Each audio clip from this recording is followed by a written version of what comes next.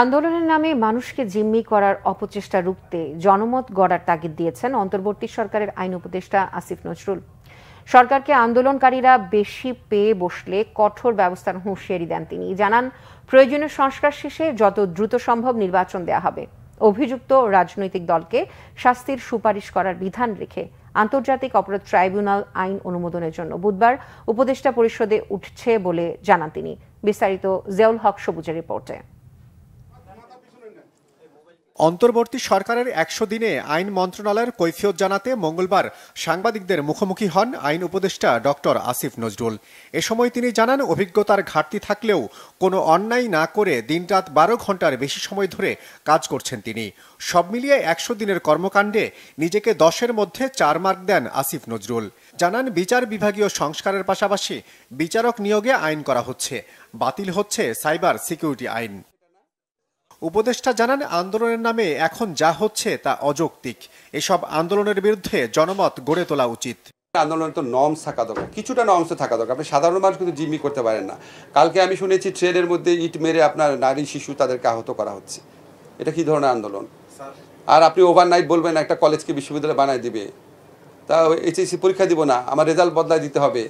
এখন আপনারা খালি চিন্তা করেন যে এখন আবার একটু কঠোর পদক্ষেপ নিলেও আবার সবাই সমালোচনা করা শুরু করে যে এরকম পুলিশ কেন এই ব্যবস্থা নিল, এটা কি আগেরই পুলিশ কিনা। এখন এটার মধ্যে ব্যালেন্স করা একটু টাফ। তবে আমার ব্যক্তিগত ধারণা, সাধারণ জনমত এই ধরনের হয়রানিমূলক জিম্মি করামূলক আন্দোলনের বিপক্ষে সাধারণ জনমত অত্যন্ত স্ট্রং হচ্ছে। সবার মধ্যে যখন এই ধরনের বোধ জাগ্রত হবে যে আমরা বেশি ভালোবাসা দিচ্ছি, বেশি নরম থাকছি দেখে পেয়ে বসছে, তখন আমাদের শক্ত হওয়ার সুযোগ সৃষ্টি হবে। শক্ত যখন হব, খুব ভালোভাবেই হব। পরিবার ও আত্মীয় স্বজনদের নিরাপদে বাইরে পাঠিয়ে নিজেও দেশ ছেড়ে পালানো শেখ হাসিনার কাছে জবাবদিহি চাইতে তার দলের নেতাকর্মীদের প্রতি আহ্বান জানান আসিফ নজরুল।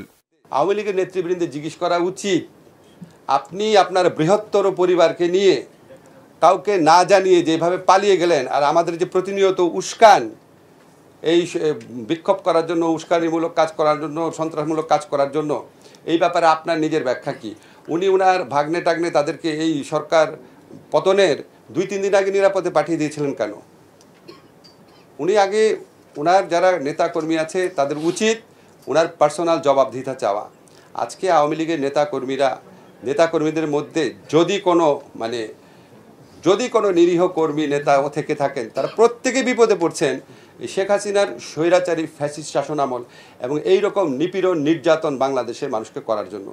আইন উপদেষ্টা আরও জানান, হয়রানিমূলক মামলা হওয়ার বিষয়ে সরকার অবগত এবং একই সাথে বিব্রত। অন্তর্বর্তী সরকারের বেশিরভাগই দ্রুত নিজ পেশায় ফিরতে আগ্রহী বলেও জানান আসিফ নজরুল। জিয়াউল হক সবুজ, বাংলাভিশন, ঢাকা।